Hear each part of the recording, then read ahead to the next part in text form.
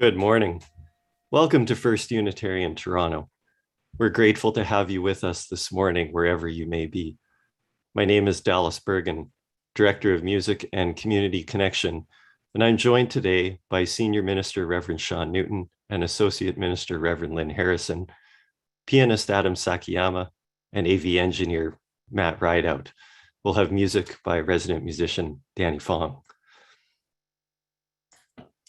Carrie Newman is a Kwagilth Salish Indigenous artist, master carver, and impact chair in Indigenous art practices at the University of Victoria. His renowned installation, The Witness Blanket, made up of items collected from residential schools, government buildings, and churches across Canada, deals with the subject of truth and reconciliation and is now part of the collection at the Canadian Museum for Human Rights. Carrie draws his inspiration from the Kwakwala word, Awi Nakola, meaning all my relations, to live in good relation with the land, the air, the water, spirit world, and everything in them. He says, if we transform our relationship with land, then maybe we will hold value in that which is beneath our feet, thinking not only about our needs now, but about our future generations and our children. As we begin our time together today, we acknowledge and reflect upon the history of place, of land, and that here in Toronto, where we gather on the traditional lands of the Mississaugas of the Credit, the Anishinaabe, the Chippewa, the Haudenosaunee, and the Wendat peoples. These lands were covered by Treaty 13 and were also part of the Dish with One Spoon Wampum Belt Covenant between the Anishinaabe and Haudenosaunee committing to share the lands. May we who are settlers here recognize our shared responsibility to the ongoing work of reconciliation. And now I welcome you into deeper connection with your space, with your being, and with one another gathered here. If you have a chalice or a candle at home, I invite you to join me in kindling your flame as we speak our chalice lighting words.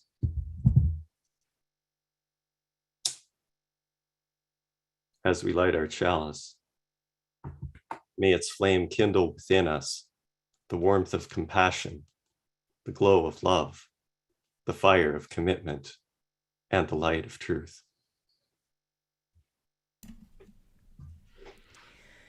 We arrive here in the beauty of multiplicity, frame upon frame of possibility and deep meaning. Gathered together in ways that are ancient yet ever-changing, may we open our hearts to a way of being that embraces all the living. May the spirit of life be with us as we are called to worship. From our many and varied paths, we arrive here to build within and beyond walls a community of commitment, love, and hope. Let us now join our voices as one in the words of our covenant.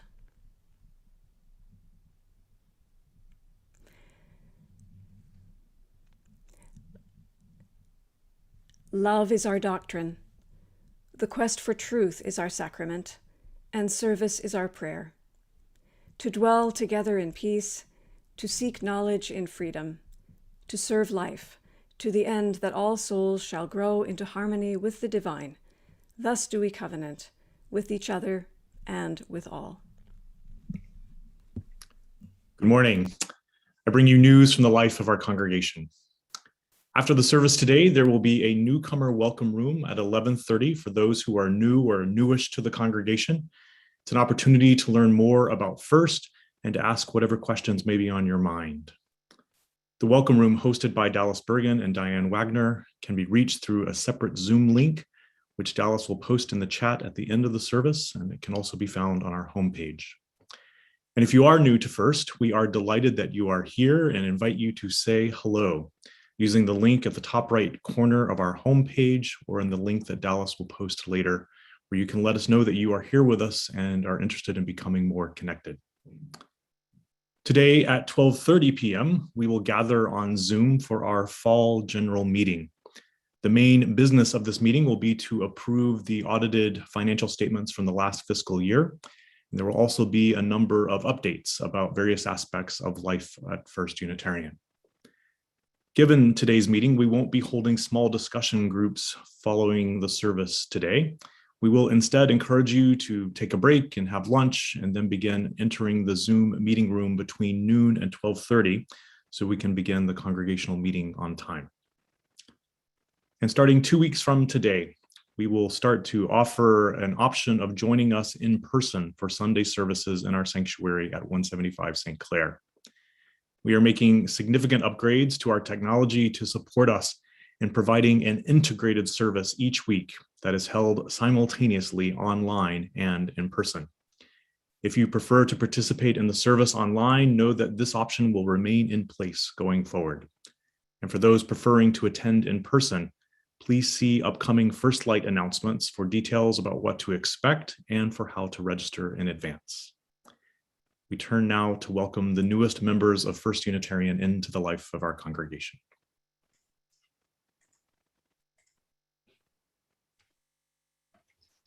As we continue to join together from a distance, it continues to be important for us to affirm our connections with one another and to welcome new members into this community. Today, we are celebrating and affirming as a community the recent decisions of 13 people to become voting members of First Unitarian Congregation or to reaffirm their membership with us. And as we do so, it's also very important that we acknowledge the worth and value of every person who participates in our services, who volunteers for our congregation, attends services or online activities throughout the week, and stays in touch in other ways. It is not necessary to be a voting member to participate fully in the life of First Unitarian, and we value your presence with us, whether you've been connected to the congregation for a long time or whether today is your first time here. Today, we are delighted to welcome 8 people who recently became voting members of the congregation or are becoming members today.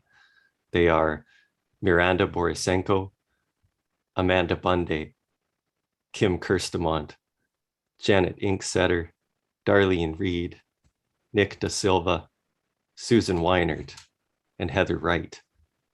And today we also joyfully reaffirm the membership of Jenny DiCarlo and Jerry Hodge.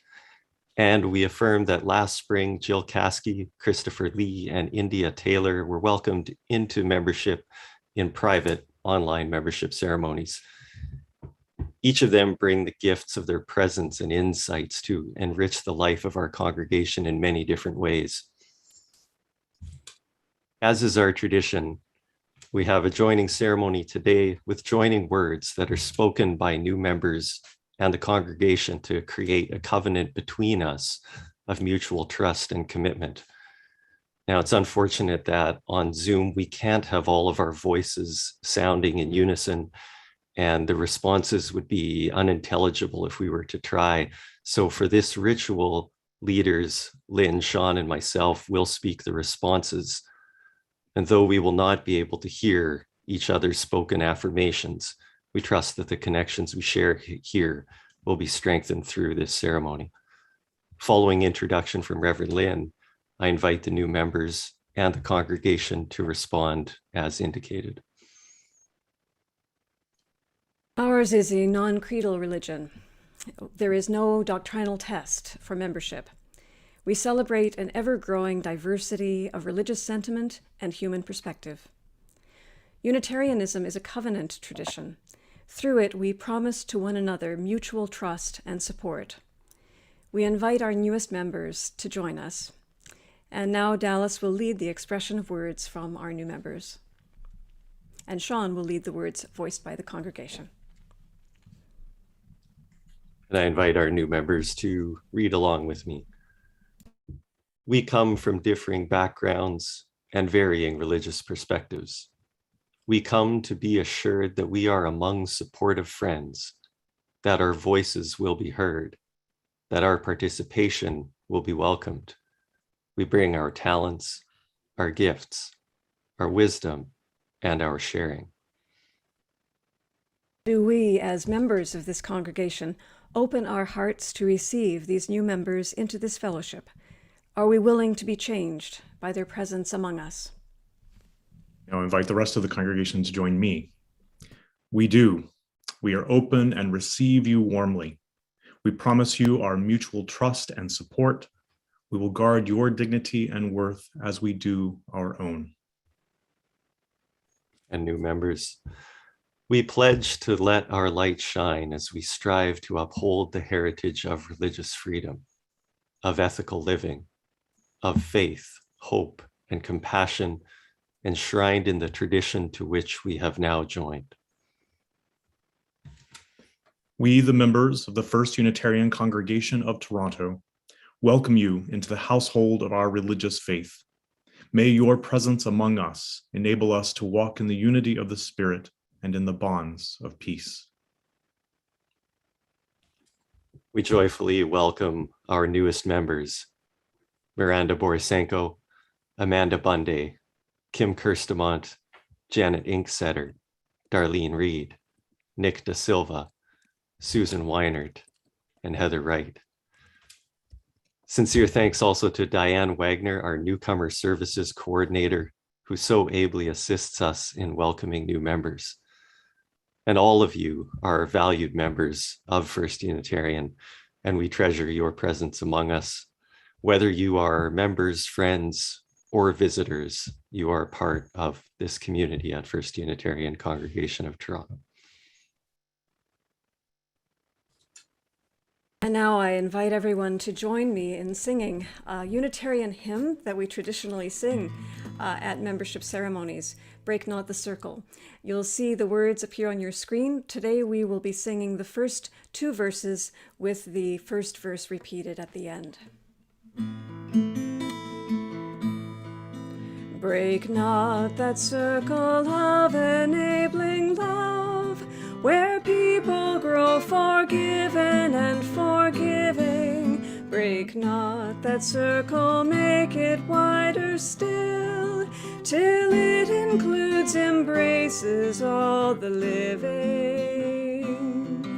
Come wonder at this love that comes to life, where words of freedom are with humor spoken, and people keep no score of wrong and guilt, but will that human bonds remain unbroken. Break not the circle of enabling love, where people grow forgiven and forgiving. Break not that circle, make it wider still, till it includes, embraces all the living.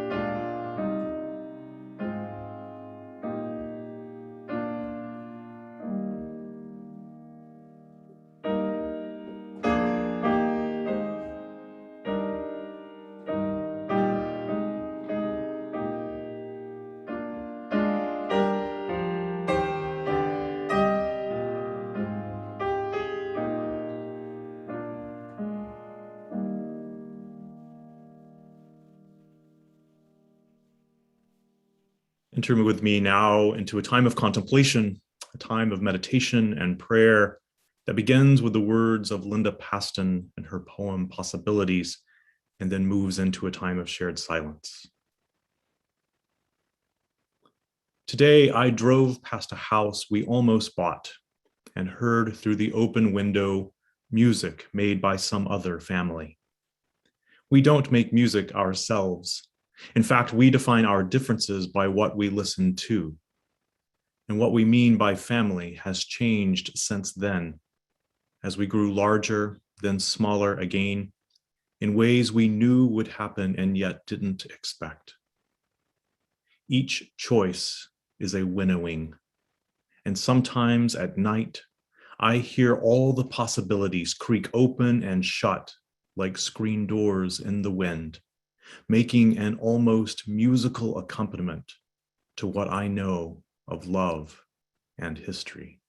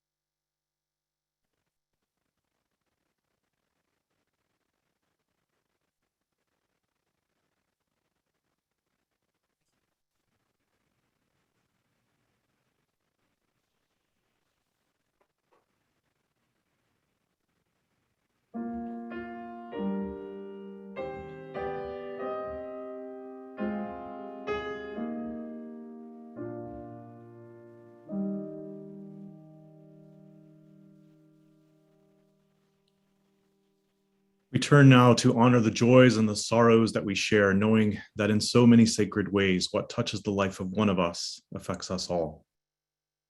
This time of sharing is a communal spiritual practice, a time to truly take in another's joys or sorrows, to know ourselves connected as a community and capable of compassion for both stranger and friend. This is a time to practice the sacred art of empathy, that through bearing witness to our shared humanity, we might better understand what it truly means to be human.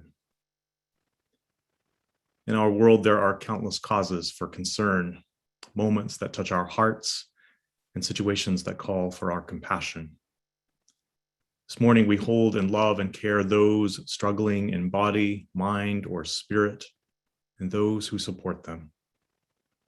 And we lift up those enduring injustice in its many forms, as well as those living in harm's way in different corners of their earth. Today, we join in deep sorrow following the stabbing death of 24-year-old Romane Bonnier in Montreal on Tuesday. A gifted singer, Romane was killed by a man known to her, and she is mourned today by many members of her family and her friends, including Charlotte Dunford Dion of our congregation. Romane Bonnier will be remembered with love. Thinking of those people and places each of us may be carrying in our hearts, let us lift them up now in the chat or hold their names in silence. I'll do my best to give voice to as many as possible.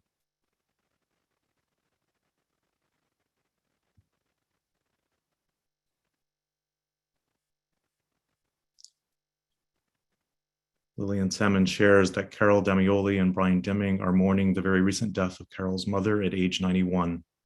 And Carol and Brian are currently in the US with their family. Peace to them in this time. Ruth Tate is thinking of climate refugees and countries pleading for help in this time. Margaret Vanderbroek shares the news that her son's beautiful Rhodesian Ridgeback dog died of cancer recently, and feel as though it was a person. Indeed, peace to him.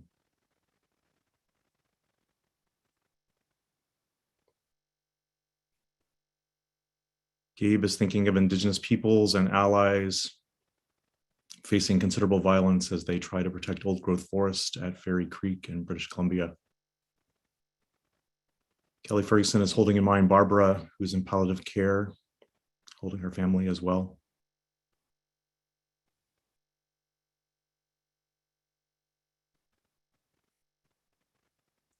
Nick is thinking of a friend who struggles to go to school and also asking for support for her ill mother. Laura is sharing news recently received that a very close friend has been diagnosed with breast cancer. We await information at this stage.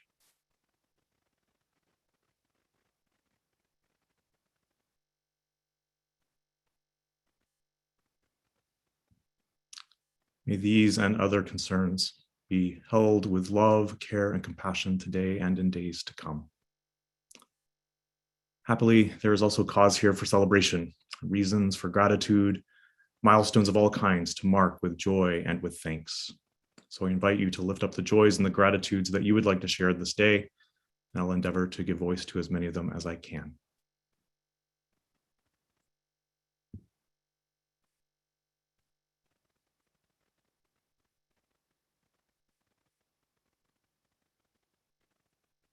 Darlene Reed is grateful for finding the sweet spot of wearing just enough warm clothes for an early morning cycle and reaching the beaches just in time to watch the sunrise this morning.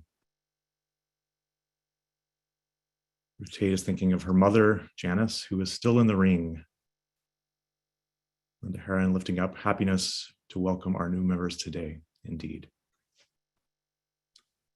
Meg Walter shares that it's been a long absence from FIRST, during which it's been a difficult time, so very happy to be back today and hoping to come regularly. Rhea, Bill, and Leslie are happy to have Leslie, Rhea's mom, visiting and joining us for the service today. Nick is giving thanks for this beautiful autumn day, indeed.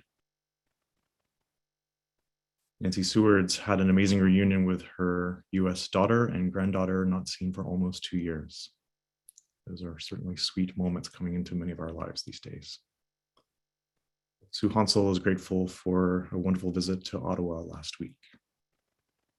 Terry Marks is grateful to finish Internal Family Systems Level 1 course. Congratulations, Terry. And Kelly is glad to see Owen and Pablo's cousin connect in joy.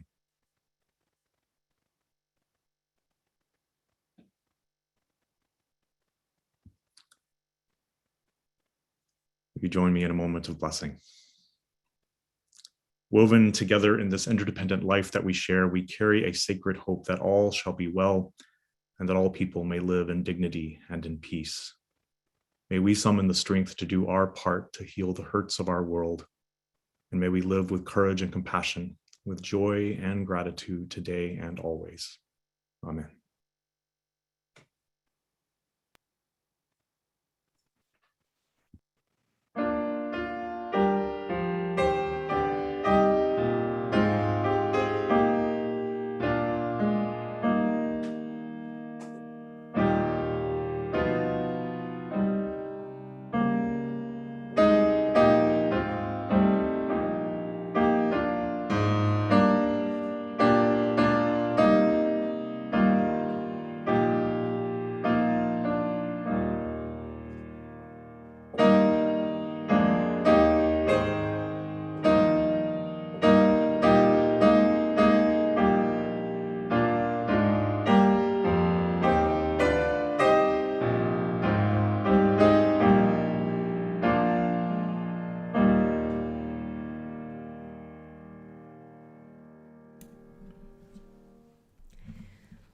For weeks now, I've been looking forward to sharing this cartoon with you. It's a cartoon from the Off the Mark strip by Mark Parisi. I think you'll see it in a moment.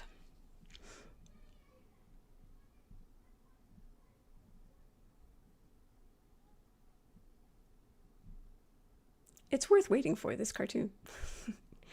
Here it is, from Mark Parisi. I'm a sandbox. I'll be full of fun and joy. This is what is being thought by this bright blue, happy box of sand, and yet coming around the corner is a cat who is about to change everything.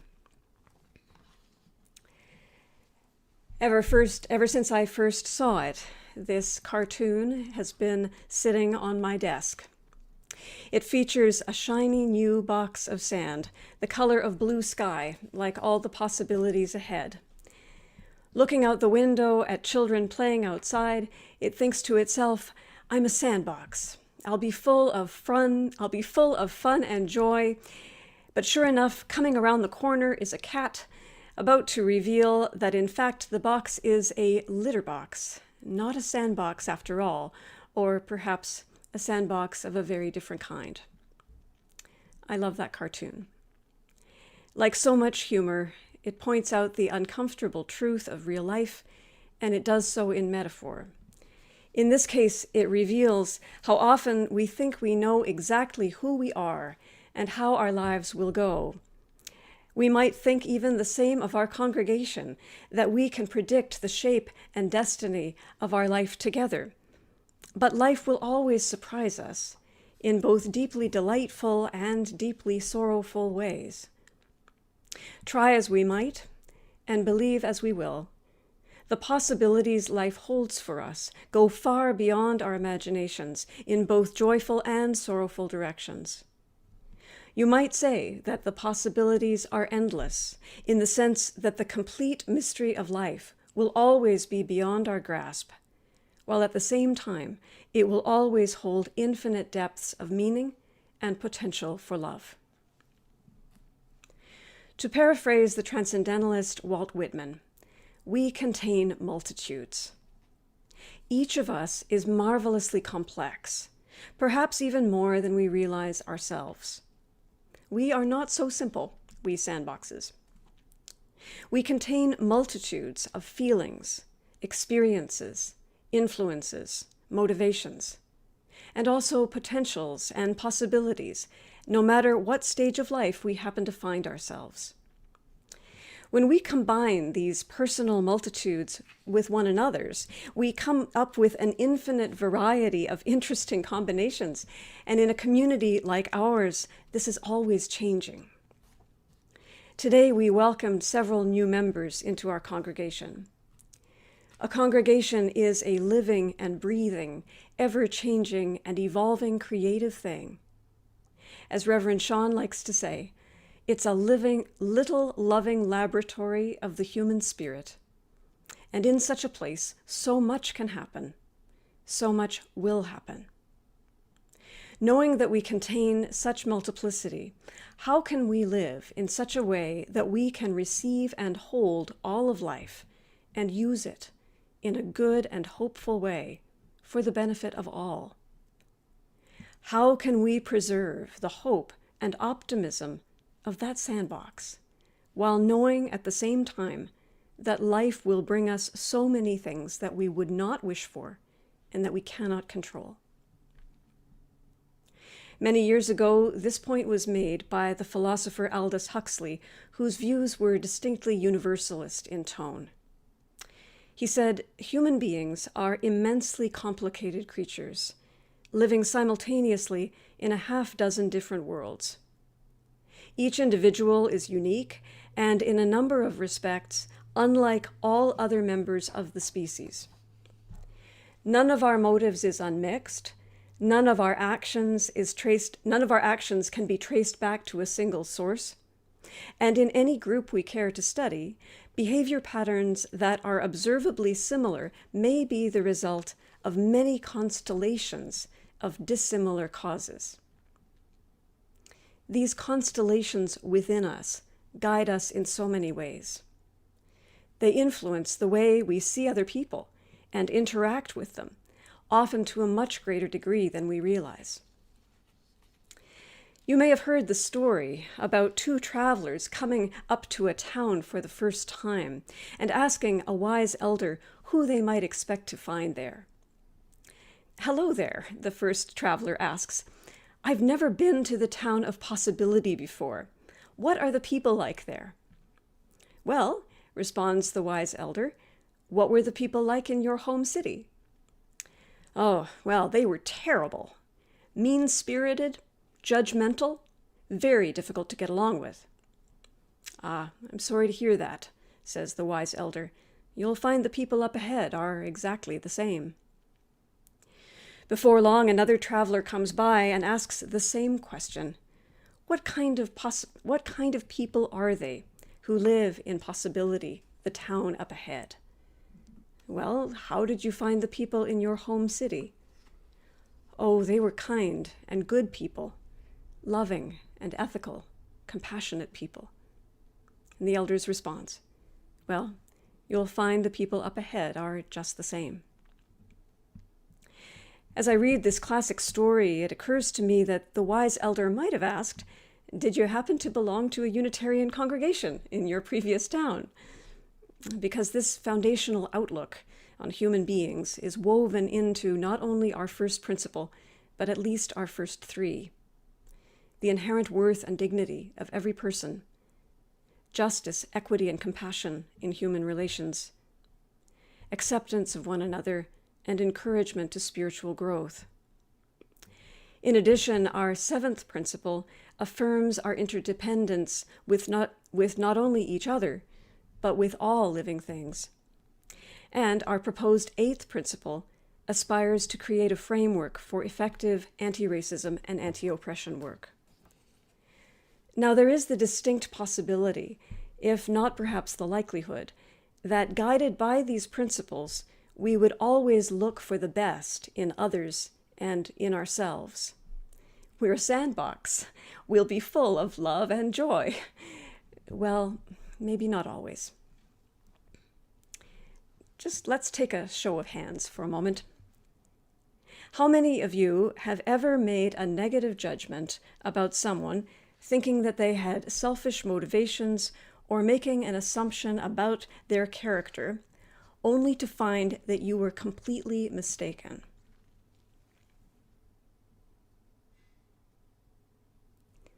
Oh, this is great. You're actually using the raised hand feature. I'm impressed. I'm impressed. We know Zoom so well. We really do. Okay, and now the reverse. How many of you have had other people assume incorrectly negative things about you? I think that's pretty much everybody, no matter in what way we raised our hands. The multitudes within us, the complexities of our lives, are seldom apparent on the surface. We make judgments about each other all the time, and very often we are wrong. Another way to imagine this is that everyone is an iceberg with only the tip showing. From our very separate viewpoints, that is, our views from our particular points, we may seem to be very far apart. But when we take the time to travel down the iceberg, to go underneath the surface, to look underneath the surface of any of us, we discover that we are deeply and inextricably connected.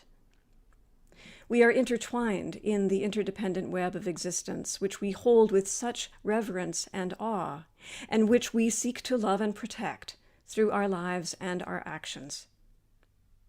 Given the particularities of our lives and our stories, the specific frames of reference each of us live within, which are mirrored in the particular points of view on this Zoom screen, well, it makes sense that we don't know each other as well as we might think we do. And how about ourselves? Do we hold possibilities and potentials within ourselves of which we are not yet aware? Well, of course we do. In addition to the aspects of our lives that we know about, and the persona or self-image that we present to the world, there are depths within us obscured not only from others, but also unconscious from ourselves. In Jungian terms, some of this is called the shadow, the parts of ourselves that we do not acknowledge nor accept. Each of us has our shadow side, and if we wonder what it's like, we might look at what irritates us most in others. That's the you spot it, you got it phenomenon. Organizations can have their shadow sides as well. For example, the unconscious flip side of any community that believes it is radically inclusive may be its innate capacity to also reject and exclude. Thinking back to the cartoon we saw earlier, we can imagine that the cat coming around the corner is in fact the shadow of that sunny Pollyanna of a sandbox. While it may not be pretty or nice, the cat will provide earthiness and grounding. It will bring the sandbox into the realm of the real, with all the smelly, messy, and difficult bits that life brings us all. It's not easy to come to terms with the possibilities that life holds for us, whether they arrive in the form of circumstances from the outside or the stranger within who unexpectedly shows up and wreaks havoc. Yet the safe container of a caring community can make it easier. At First Unitarian, our journey groups and other small circles are based on the concept of circles of trust, which has been taught by Parker J. Palmer, who is a Quaker. In his book, A Hidden Wholeness, The Journey Toward an Undivided Life, he writes that the soul is shy, that all people need to find safety and belonging before they, that is, we, can show up in our full humanity to open-heartedly meet the parts of ourselves that we might not want to see. The humanistic psychologist Carl Rogers called this unconditional positive regard, the ability to offer acceptance and support to anyone in order to create the conditions whereby they can grow and heal. Recently, I saw this demonstrated in a film called The Wisdom of Trauma. In it, Dr. Gabor Mate cares for people who passed along their own childhood trauma in acts of violence or abuse until they were able to heal those wounds in an atmosphere of love and respect. In this very moving film, Mate makes clear that people's harmful behavior often springs from wounds that go back generations, and that healing those wounds starts first with unconditional loving regard. It's also clear from the film that each person's story is far more complex than anyone can see from the outside. That is, we contain multitudes. If we behold the beauty of human life with the reverence of the mystics, we might encounter every conversation with each other as a meeting with the divine, a meeting with the holy mystery, which is always beyond our complete understanding, yet continually inviting us into loving relationship. This attitude of humility, reverence, and curiosity prevents us from falling into reflexive us versus them judgments, of rejecting others because in our view they have somehow fallen short.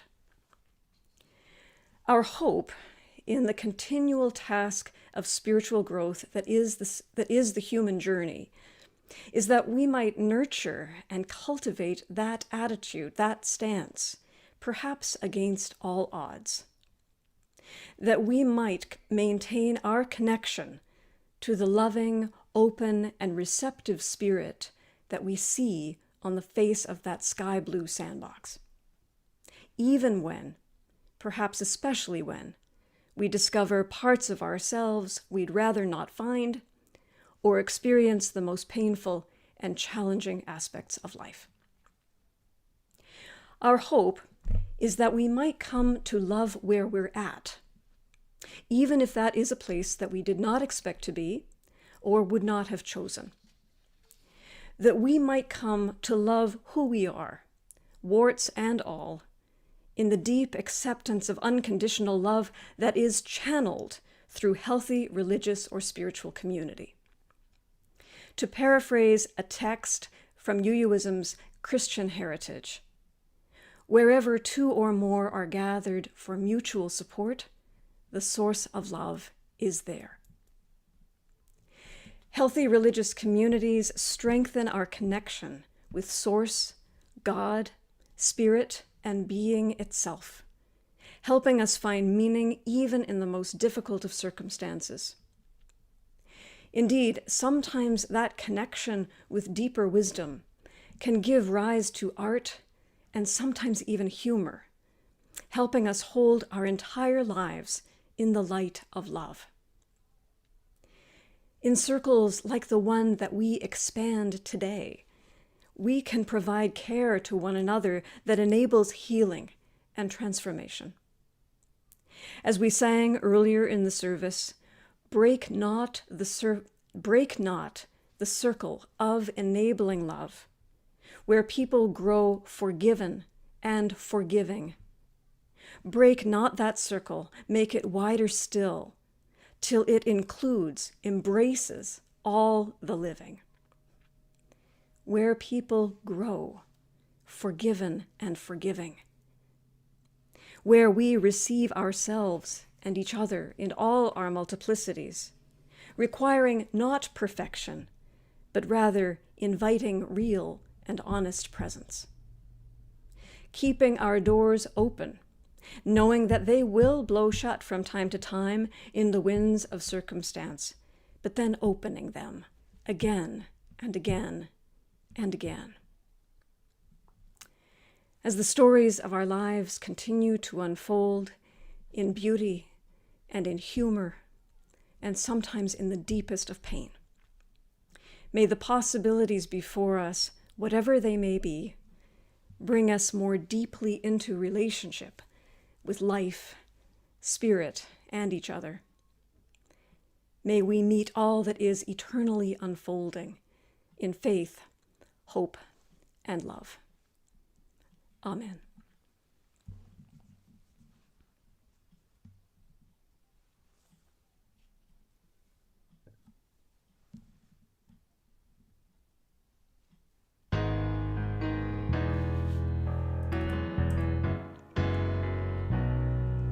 Keep my dirt on the surface so you don't gotta dig. The people that make me nervous try to hide all their sins. And I've got no reason to cover my tracks. The best part of learning is just loving where you're at. So love where you're at, yeah, love where you're at, and keep your dirt on the surface, and just love where you're at. I wear my sins on my collar, so everyone sees, and there ain't no bother in spreading rumors about me.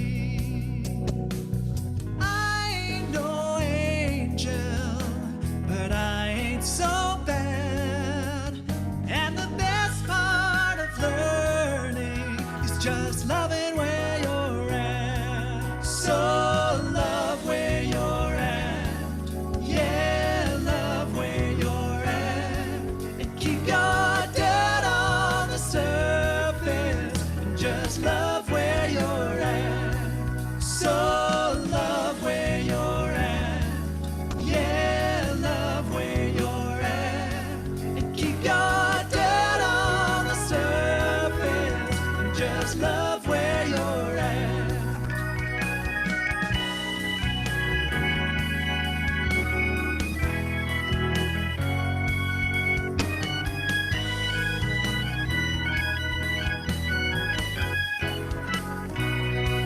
So love where you're at, yeah, love where you're at, and keep your dirt on the surface, and just love where you're at. Love where you're at.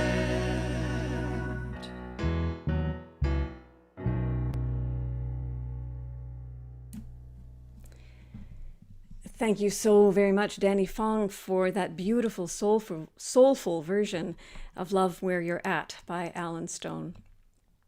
And thank you to everyone who has participated in this service today.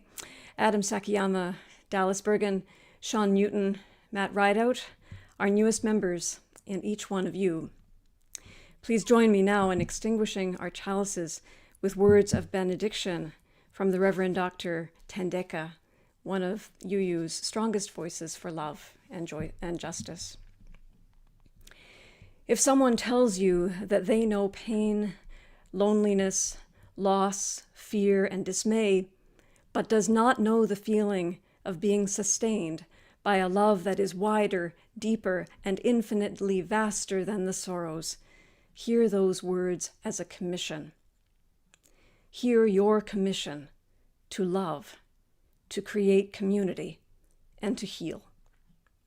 One at a time in personal relationships, 10 at a time in covenant groups, hundreds at a time in our congregations, hundreds of thousands at a time in our religious movement, millions at a time as we take our commission deeper and deeper into humanity's heart as a justice-loving people who will transform the world.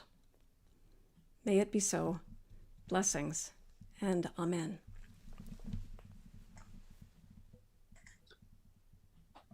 And as you extinguish your chalices together, I want to thank you so much again for being with us today. And a reminder that we won't have small group breakout discussions today, but will instead practice the spiritual and self-care practice of having lunch. It's a reminder of our annual fall congregational meeting today, with registration opening at noon with a 12:30 meeting. We will open the newcomer welcome room briefly on Zoom in a few moments, and that Zoom link and the annual meeting link are both in the chat for you. May the multitudes of possibility and the great holy mystery bring you to greater reverence, curiosity, and humility, and nurture deep connection to all that is, has been, and will be. Go in peace.